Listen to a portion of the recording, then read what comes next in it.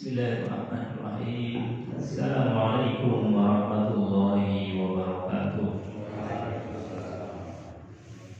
Bismillahirrahmanirrahim. Wa binasrillah wa la quwwata illa billah. Asyhadu an la ilaha illallah wa asyhadu anna Muhammadan abduhu wa rasuluh. Allahumma shalli wa sallim ala sayyidina Muhammad wa ala alihi wa sahbihi ajma'in.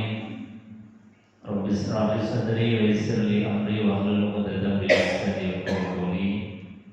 Qala Allah ta'ala fi kitabil karim wa huwa asdaqul qailin. A'udzu billahi samil 'alim minasyaitonir rajim.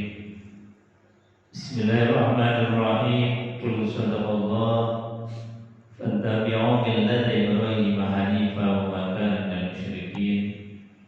Sadaqallahul 'azim wa sadaqa rasuluhul karim wa nahnu 'ala dzalika minasyahidin. Walhamdulillahirabbil alamin. Bapak Ibu hadirin jamaah yang dimuliakan Allah Subhanahu wa taala, para tamu-tamunya Allah, undangan sholat subuh berjamaah, dan juga para calon tamunya Allah Subhanahu wa taala untuk menunaikan ibadah haji ke tanah suci ke Baitullah. Mudah-mudahan kita sekalian ini dicatat oleh Allah Subhanahu wa taala termasuk orang-orang yang taat, orang-orang yang beriman, yang dijanjikan dengan surganya Allah. Amin Allahumma amin. Bapak Ibu hadirin jemaah yang dimuliakan Allah, pertama dan yang paling utama kita bersyukur kepada Allah Subhanahu wa taala. Pagi hari ini kita ditakdir oleh Allah Subhanahu wa taala bangun tidur yang diingat pertama kali adalah zat yang menghidupkan kita. Kita baru bangun tidur, aktivitas kita pertama kali adalah rukuk dan sujud. Kita baru bangun tidur, aktivitas kita adalah mensyukuri nikmat yang luar biasa, yaitu nikmat bisa hidup kembali. Maka ini adalah sesuatu yang luar biasa, tidak bisa kita beli. Bahwa andai kata kita pengen bisa duduk di sini dengan cara membeli oksigennya, membeli pandangan mata kita dan semuanya, itu mungkin kita butuh miliaran rupiah. Tetapi pagi hari ini tanpa mengeluarkan ongkos 1 rupiah pun, kita hadir memenuhi panggilan Allah, melaksanakan sholat subuh berjamaah, bisa rukuk dan sujud. Insya Allah ini bagian dari syukur kita kepada Allah yang janjinya Allah, la azidannakum, pasti akan aku tambahkan nikmatnya.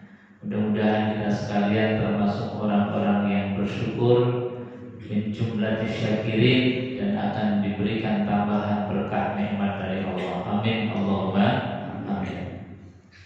Kedua kalinya salawat dan salam kita haturkan keharibaan baginda Nabi besar Muhammad sallallahu alaihi wasallam, uswah hasanah sempurna kita, yang kalau kita meniru apa yang beliau lakukan, baik ucapan maupun perbuatan, insya Allah kita akan menjadi manusia mulia seperti Rasulullah. Bukan hanya dalam pandangan manusia, tetapi harapan kemuliaan kita adalah mulia di mata Allah, dalam kacamata dan pandangan Allah Subhanahu wa taala. Bapak Ibu hadirin jemaah yang dimuliakan Allah, pagi hari ini kita bersama-sama diajak oleh takmir masjid untuk sarapan pagi rohani kita. Jadi rohani kita agar bisa sehat terus, hidup terus, kuat terus, harus diberikan asupan gizi. Kita kadang hanya nguri-nguri jasadiah kita, tapi kita kurang muri-muri, kurang menjaga rohaniah kita. Makanya para ulama, guru-guru kita itu memberikan pelajaran sebuah syair yang gampang, mudah diingat. Kata para ulama, daharane rogo cukup sego sayur, daharane rogo cukup sego sayur, daharane nyawa ilmu lan pitutur, daharane nyawa ilmu lan pitutur, sholli wa sallim iman ala mada, sholli wa sallim iman ala mada, wal ali wal ashabi man qad wahada, wal ali wal ashabi man qad wahada. Jadi guru-guru kita mengajarkan dengan model syair agar lebih mudah untuk dipahami oleh kita. Jadi kata para ulama, daharane rogo, makanan raga kita ini dikasih nasi sama sayur saja sudah cukup. Dan kita sehari biasanya rata-rata 3 kali, belum ngemilnya. Tapi kalau urusan rohani kita kadang-kadang menyepelekan. Kayaknya jarang kita pagi ngaji, siang ngaji, malam ngaji. Jarang. Makanya alhamdulillah pagi hari ini kita diajak sarapan pagi rohani kita dengan bertadabbur Al-Qur'an, minta nasihat dari Al-Qur'an, berdialog dengan Al-Qur'an agar apa rohaniah kita menjadi kuat. Maka Al-Qur'an memberikan resep. Pagi hari ini kita diajarkan untuk mentadabburi kehidupan dari baginda Nabiullah Ibrahim alaihissalam. Nah, ini resep pagi hari ini kita diajarkan untuk meniru ajaran baginda Nabiullah Ibrahim, kehidupan Nabiullah Ibrahim. Saya tanya dulu, kira-kira bapak-bapak kalau mendengar nama Nabiullah Ibrahim, itu kira-kira yang terfikir di dalam benak pikiran kita itu apa? Apa? Sunat. Satu, kurban. Kedua, khitan. Ketiga, haji. Ini paling tidak ketika Nabiullah Ibrahim alaihissalam dalam benak kita itu ada 3 pikiran itu. Bahwasanya syariat yang diteruskan oleh baginda Nabi besar Muhammad sallallahu alaihi wasallam, ada banyak yang meneruskan kebiasaan syariat dari baginda Nabiullah Ibrahim. Karena apa? Karena ini memang perintahnya Quran. Quran memerintahkan kepada kita, qul sadaqallahu fattabi'u millata Ibrahim hanifa wa ma kana minal musyrikin. Qul, katakanlah wahai Muhammad, sadaqallah, maha benar Allah. Maha benar Allah ketika menceritakan kisah-kisah di dalam Al-Qur'anul Karim, termasuk kisahnya Nabiullah Ibrahim, itu sadaqallah, maha benar. Jadi yang diangkat di dalam Al-Qur'an kisahnya tidak ada kisah yang fiktif, tidak ada kisah yang hoax, tidak ada kisah yang hayalan, semuanya faktual. nyata, pernah terjadi, real. Shadaqallah, maha benar Allah. Makanya di antara yang diangkat di dalam Al-Quran adalah kisah perjalanan hidup sempurna baginda Nabiullah Ibrahim alaihissalam. Maka perintahnya Allah, fattabi'u, ikutilah olehmu sekalian. Apa yang diikuti? Millat Ibrahim, millah, jalan hidup, agama Nabiullah Ibrahim alaihissalam. Kenapa harus diikuti? Karena jalan hidup millah Ibrahim itu adalah hanifah, lurus, nggak melenceng, nggak bengkok-bengkok, nggak banyak tikungan, jadi mudah untuk diikuti. Itulah millah Ibrahim. Bapak Ibu hadirin jemaah yang dimuliakan Allah. Nah, dalam mengikuti millah Ibrahim alaihissalatu wassalam ini yang kemudian menjadi syariat di dalam agama Islam. Ini nanti syariat yang diteruskan di dalam syariatnya baginda Nabiullah Muhammad itu banyak sekali. Tapi yang paling pokok, penting dan menjadi pondasi semua itu adalah bagaimana Nabiullah Ibrahim alaihissalatu wassalam mengokohkan dan menetapkan akidah. Nah, ini yang menjadi penting.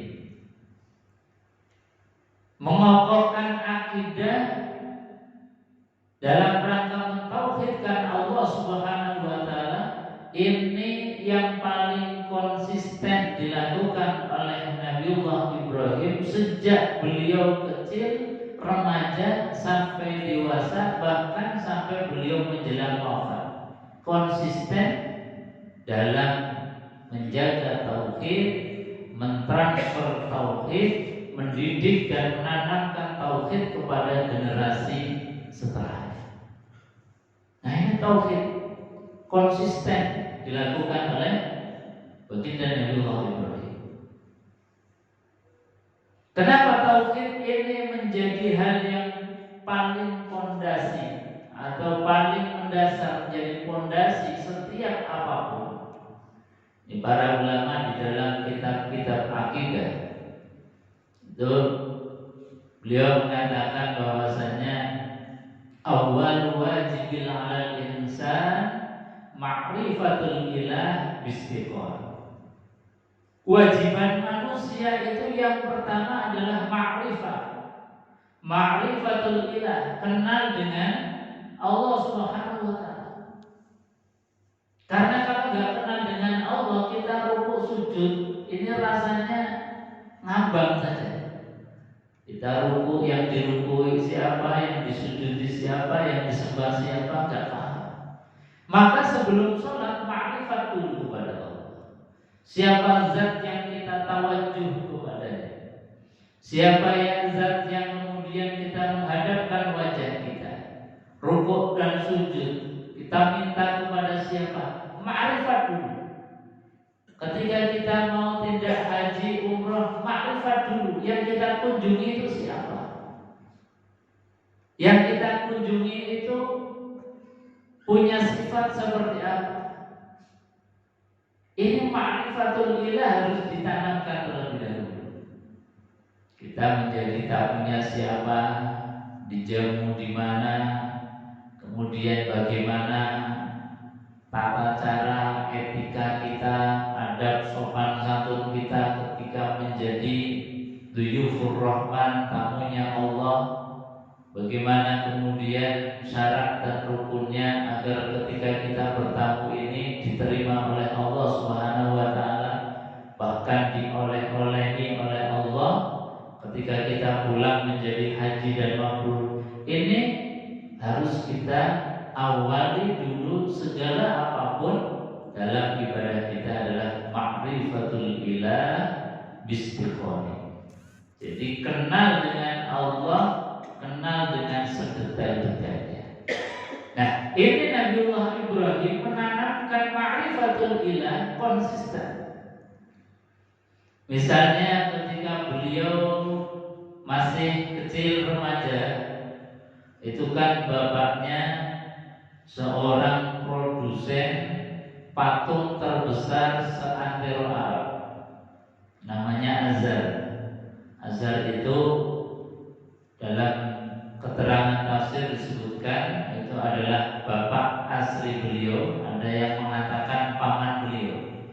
Sebab abun itu kadang dimaknai sebagai bapak biologis, bapak asli, kadang dimaknai sebagai paman. Azhar ini adalah seorang produsen pembuat patung terbesar di seantero Arab. Nah, Ibrahim ini namanya anak disuruh untuk marketing, menjualkan. Karena ini perintahnya orang tua, tetap dilaksanakan. Tetapi dalam marketing penjualan bukan supaya dagangannya laku, tetapi Ibrahim mengatakan sakiyun, sakiyun, sakiyun, celaka, celaka, celaka. Jadi bukan supaya patungnya laku, tetapi justru supaya nggak laku. Jadi perintahnya orang tua tetap dilaksanakan, tetapi menjaga akidah agar patung ini tidak menjadi sarana penyembahan, ini dilakukan oleh Ibrahim. Ini sempurna dalam mendidik kita. Kita kadang-kadang merasa benar, tetapi ketika implementasi pelaksanaan kadang-kadang kemudian nggak menjadi sempurna. Tapi Ibrahim ini sempurna. Perintah orang tua dilaksanakan, tetapi dakwah juga dilaksanakan. Ini Ibrahim. Ketika mulai remaja juga dakwahnya masuk ke dalam kuil. Patung-patung kecil itu kemudian ditutupi, dihancurkan, disisakan patung yang terbesar. Kapak yang tadi untuk nutup itu kemudian ditaruh di leher. Nah, tentu orang-orang saat itu marah semua. Kenapa? Karena sesembahan mereka patung-patungnya hancur. Ada yang mengatakan ini pasti kelakuannya Ibrahim. Tangkap Ibrahim. Akhirnya Ibrahim diinterogasi. Ibrahim, kamu yang nuduhi menghancurkan patung-patung ini. Ibrahim luar biasa. Bahasa diplomasinya ini luar biasa. Kata Ibrahim, tanyakan aja sama patung itu. Mereka tambah marah. Ibrahim, kamu gila ya? Itu patung gak bisa apa-apa, gak mungkin nutupi patung-patung kecil ini. Maka diplomasi Ibrahim ini sekali lagi diplomasi yang luar biasa. Kata Ibrahim, yang gila aku apa kamu? Kau sudah tahu patung gak bisa apa-apa, kok disembah? Gak bisa apa-apa kok disembah? Yang gila saya apa kamu? Ini mereka semakin marah. Sejatinya logika mereka menerima kebenaran, tapi karena egonya, karena hasutnya, karena dengki dan marahnya menjadi hijab kebenaran. Jadi logika tadi yang disampaikan oleh Ibrahim, sejatinya mereka tahu kalau patung yang besar itu gak bisa apa-apa. Yang membuat mereka, kalau patungnya kotor, yang membersihkan mereka, kalau mungkin ada najis kotoran juga dibersihkan oleh mereka, tidak bisa apa-apa, kok disembah. Ini kan logika yang sederhana, gampang di dalam Ibrahim itu mengajarkan tauhid. Tapi sekali lagi kadang kebenaran itu terhijab, tertutup oleh ego, oleh marah, oleh iri, dengki, hasud, penyakit hati. Seringkali kemudian menjadi hijab dari datangnya kebenaran.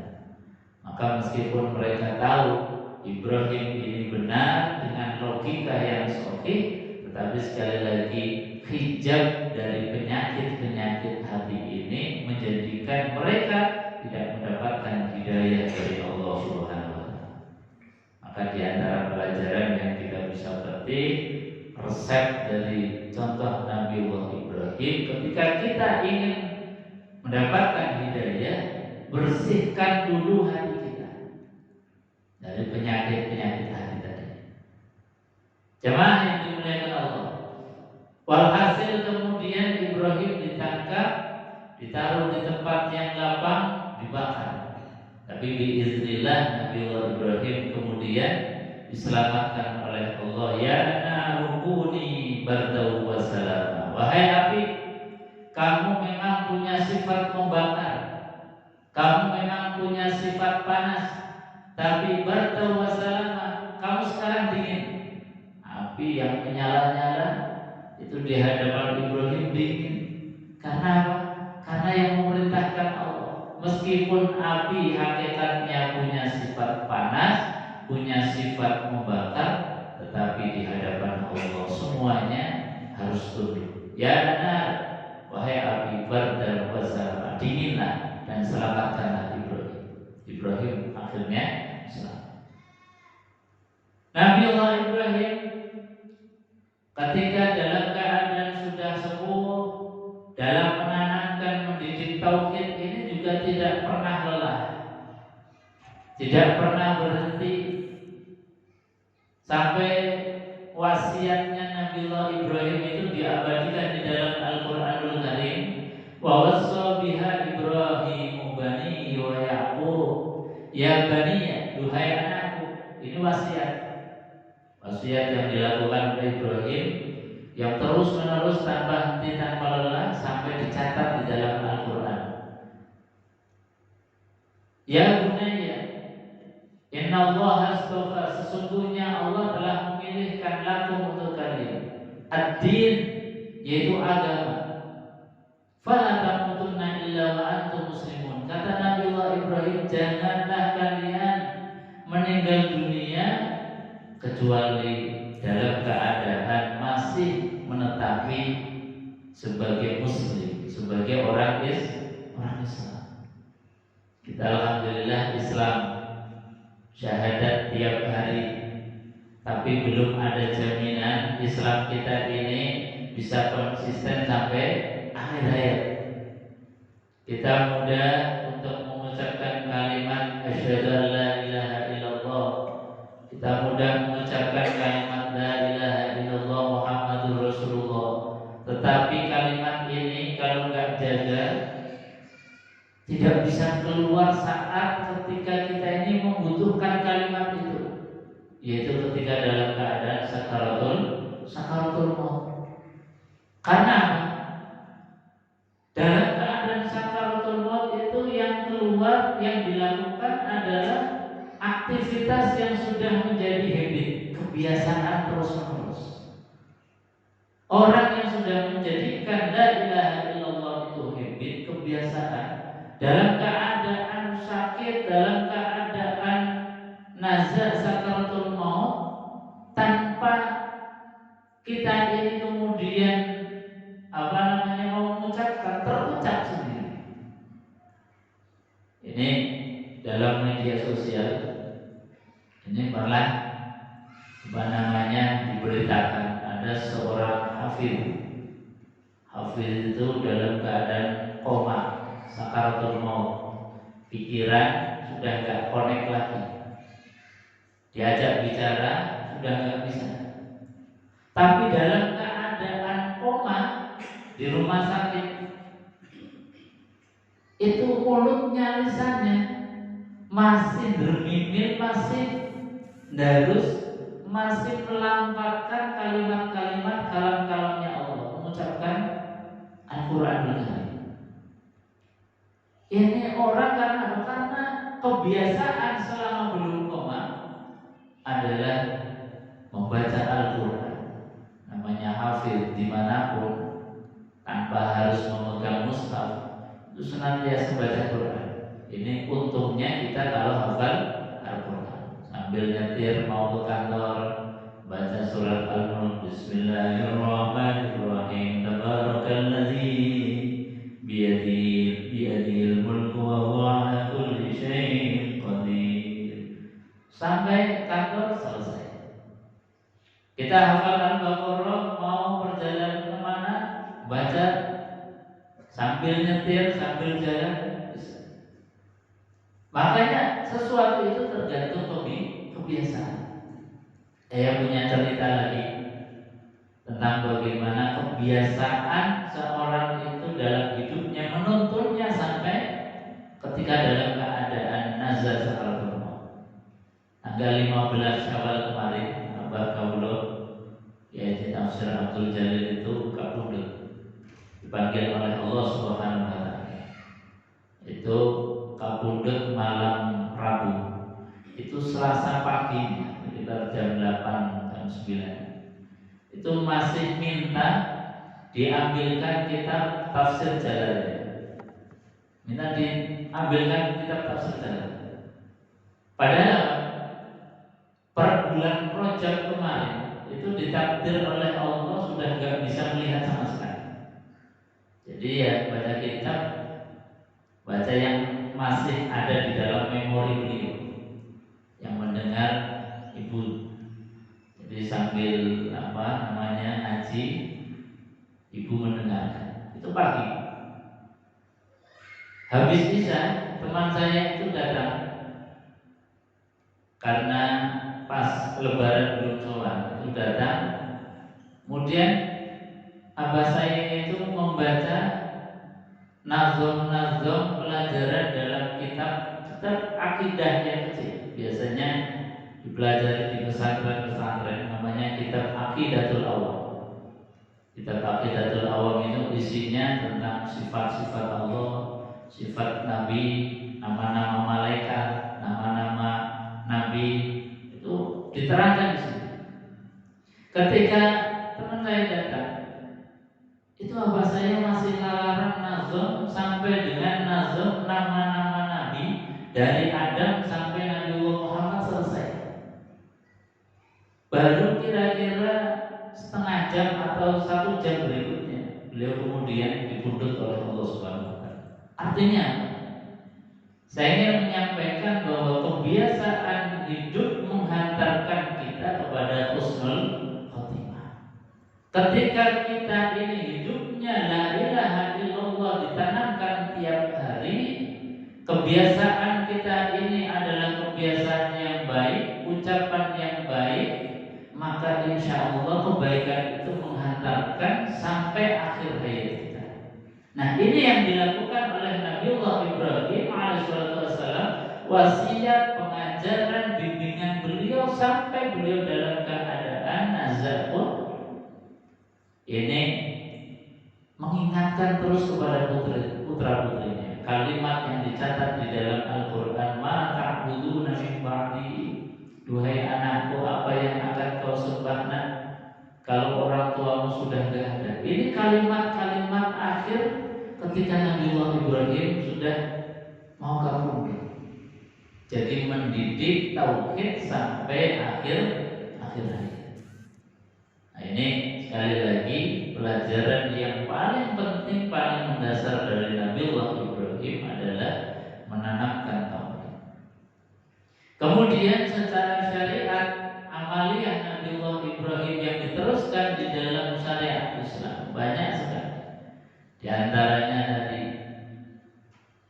Nabiullah Ibrahim itu khitan sebagai penanda orang yang suka bersuci. Makanya khitan itu disebut sebagai sunnah fitriyah, sunnah yang membiasakan kebersihan, kesucian. Makanya menjadi ajaran syariat baginda Nabiullah Muhammad SAW. Khitannya Ibrahim itu ekstrim, bil kutubi, disebutkan di dalam sejarah itu kita nggak bisa bayangkan khitan dengan kutu, dengan batu. Kira-kira modelnya bagaimana? Jadi ditarik sendiri, dikencet sendiri, bawah batu, atas batu. Kira-kira bisa bayangkan betul. Kalau kita modelnya gitu mungkin sampai sekarang belum kita. Anak-anak kita kalau kita modelnya seperti itu barangkali juga kalau disuruh kita lari semua. Ibrahim khitan dengan cara yang ekstrim, bil kudumi, dengan batu. Itu sakitnya luar biasa, nggak kebayang. Kita yang zaman modern saja sudah banyak cara modelnya, ada yang dengan laser, dengan macam-macam. Bahkan mungkin kalau sakit dibius dulu, atau dengan hipnoterapi dan lain sebagainya yang menghilangkan rasa sakit. Itu saja, setelah hipnonya hilang, sakitnya masih. Setelah biusnya hilang, yang ada sakit. Nabi Ibrahim gak kebayang khitan bil kutubi. Makanya bapak-bapak ini kapok semua. Gak ada yang khitan double. Karena apa? Kapok khitan. Beda dengan ibu-ibu. Ibu-ibu melahirkan sakit, tapi tahun depan melahirkan lagi, 2 tahun lagi melahirkan lagi. Tapi gak ada bapak-bapak sakitnya khitan kemudian pengen tanduk, gak ada. Ada Pak yang sakitannya 2 kali, nanti habis. Itu Ibrahim. Jadi khitan menjadi sunnah fitrah. Kemudian jalan hidupnya Nabiullah Ibrahim alaihissalam itu dengan kurban. Kurban ini juga perintahnya Allah Subhanahu wa taala yang tidak kelar, yang tidak diundang dalam perjamuan ibadah haji. Maka ibadahnya kita nanti di bulan Zulhijjah adalah dengan cara berkurban. Perintahnya Allah kepada Nabiullah Ibrahim alaihissalam, "Inni ara fil manami anni azbahuka fanzur madza tara." Ini kisah juga mengandung satu pelajaran yang luar biasa, menjadi sistem dan contoh sempurna untuk kita. Kata Nabiullah Ibrahim, "Inni ara fil manam." Wahai Ismail, sesungguhnya saya tadi malam itu bermimpi, azbahu, untuk menyembelih kamu. Ini ada orang tua mimpi mau menyembelih anak, anaknya dipanggil, diajak diskusi, dialog, musyawarah. Ini yang luar biasa, menjadi rumus kita di dalam hidup. Kita jangan mentang-mentang orang tua yang banyak pengalaman, yang kemudian kita sudah tahu misalnya sholat itu wajib, kemudian menyampaikan kepada anak dengan model paksaan. Pokoknya harus sholat, tanpa pendekatan hati, tanpa dialog dengan anak, pendekatan yang humanis sesuai dengan kapasitas pemikiran anak. Nah, ini yang jarang. Nabiullah Ibrahim yakin bahwa ini adalah perintah dari Allah, wahyu yang benar, tapi dalam pelaksanaannya berdiskusi, berdialog dengan putranya. Padahal diskusi tidak diwajibkan oleh Allah. Andai kata Nabiullah Ibrahim kemudian langsung megang Ismail kemudian disembelih, itu sah. Nggak harus diskusi dulu, nggak harus dialog musyawarah dulu. Tapi apa yang dilakukan oleh Nabiullah Ibrahim? Fanzur madza tara, duhai aku, tadi malam aku bermimpi menyembelih kamu. Fanzur madza tara, kira-kira apa pendapat? Anak mau disembelih masih dimintai pendapat. Ini yang jadi rumus hidup kita.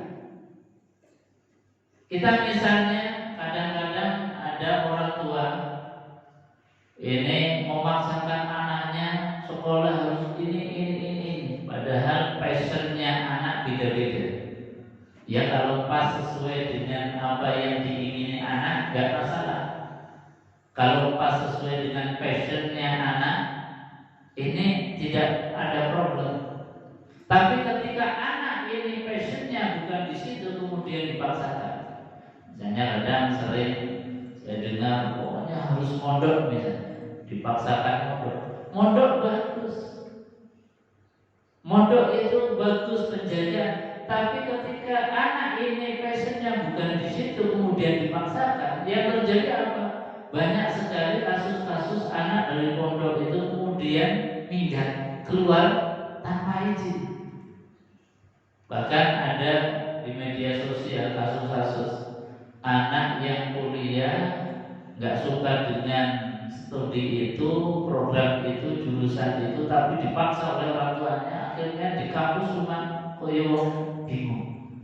Akhirnya kemudian nggak mau kuliah, cuma dolan-dolan, bahkan sampai kemudian terjerumus ke dalam hal-hal yang negatif, narkoba dan sebagainya. Ini di media sosial kan. Karena apa? Karena orang tua kadang-kadang memaksakan tidak dengan pendekatan dialogis, pendekatan hati. Nah, kita juga sama, memerintahkan anak, membimbing anak wajib, tapi pendekatannya yang kadang-kadang kurang pas. Anak-anak kita yang putri menutup aurat itu wajib, tapi kadang-kadang pendekatannya dengan pendekatan top down dari orang tua memaksakan ke anak. Maka Ibrahim alaihissalam mengajarkan satu cara, meskipun ini benar kalau dilakukan, dieksekusi langsung tanpa musyawarah, tanpa diskusi pun sah, disahkan oleh Allah. Tetapi yang dilakukan oleh Nabiullah Ibrahim, fanzur ma'adha ta'una, kira-kira apa pendapat? Tadi malam saya bermimpi menyembelih kamu, kira-kira apa? Maka anak yang didekati dengan pendekatan hati pun akan menjawab dengan jawaban yang dari hati. Maka jawabannya Nabiullah Ismail alaihissalam luar biasa. Duhai abiku, ayahku, bapakku, silahkan engkau laksanakan, insya Allah engkau akan mendapatiku termasuk orang-orang yang sabar.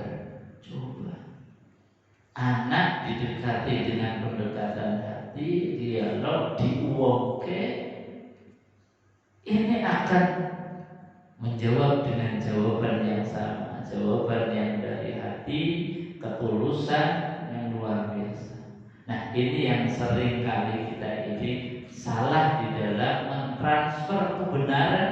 Kadang-kadang sering kali kita modelnya top down, memaksakan kita dari sebagai orang tua merasa benar, merasa banyak pengalaman, pokoknya asal ikut saja. Insya Allah kamu menjadi orang sukses, tapi nggak ada pendekatan hati. Nah, cerita Nabiullah Ibrahim alaihissalam menjadi rumus hidup kita. Jadi kebenaran, kalau cara yang disampaikan ini juga kurang tepat, kurang benar, menghasilkan sesuatu yang berbeda. Tapi ketika kebenaran disampaikan dengan cara-cara yang benar, cara-cara yang elegan, cara-cara yang manusiawi, cara-cara pendekatan hati, maka akan menghasilkan hasil yang sempurna sebagaimana yang dicontohkan oleh Nabiullah Ibrahim. Coba yang dimuliakan Allah, milah Ibrahim yang dilanjutkan di dalam syariat Islam juga diantaranya adalah haji dan umrah, yang sebentar lagi saudara-saudara kita akan berangkat menjadi duyufur rahmah.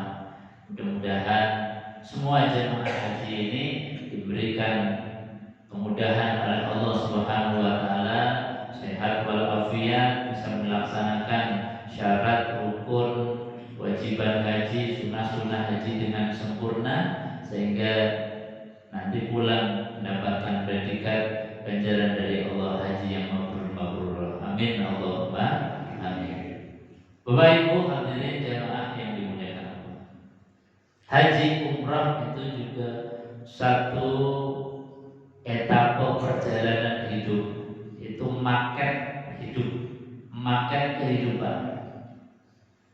Maket kehidupannya misalnya orang hidup itu harus ada roadmap-nya.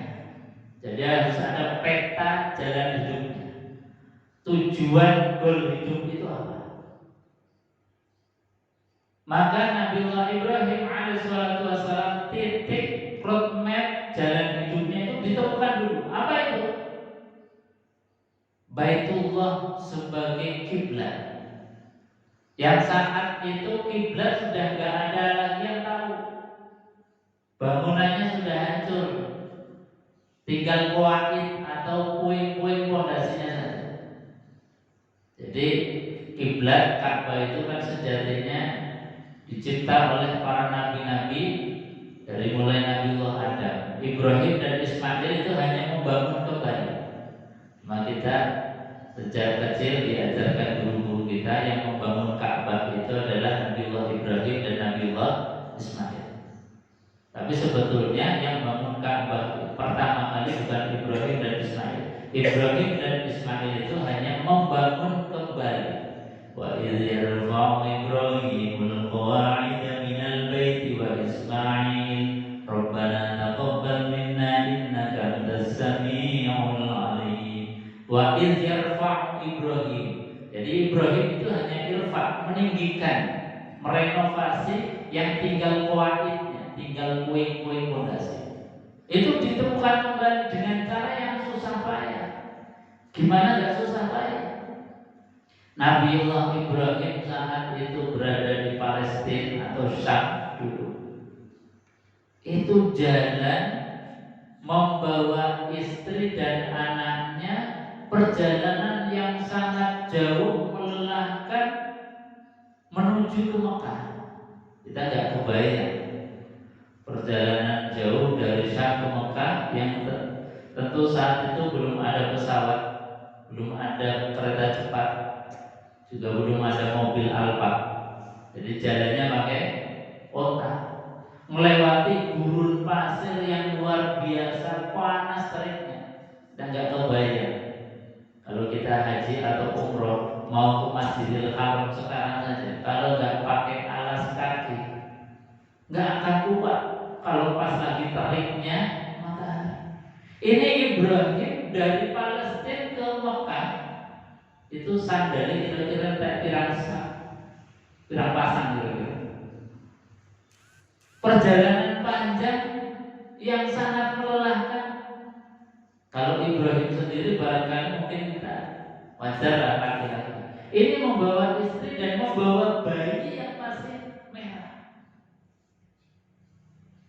Ketika sampai di Mekah, kemudian Nabiullah Ibrahim ini berdoa liyuqimus shalah. Ya Allah, saya titipkan istri dan anakku di lembah yang tidak ada apa-apanya, liwang-liwung. Ini tujuannya satu, liyuqimus shalah, agar mendirikan sholat. Karena apa?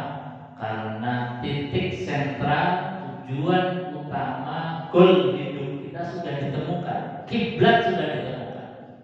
Jadi menemukan Ka'bah itu bukan hal yang sepele. Hanya kita kalau sholat itu, ketika niat sholat pada kalimat mustaqbilal kiblat, misalnya seperti sholat subuh tadi, usolli fardhu subhi raka'ataini mustaqbilal kiblat. Setiap kita sholat dan niat sholat dalam kalimat mustaqbilal kiblat, kita bayangkan perjuangan untuk kalimat itu ternyata luar biasa. Insya Allah khusyuknya jadi tambah. Kalimat mustaqbilal kiblat bukan hanya sekedar kalimat yang terdiri dari dua kata, tetapi dibalik itu perjuangan yang melelahkan antara hidup dan mati.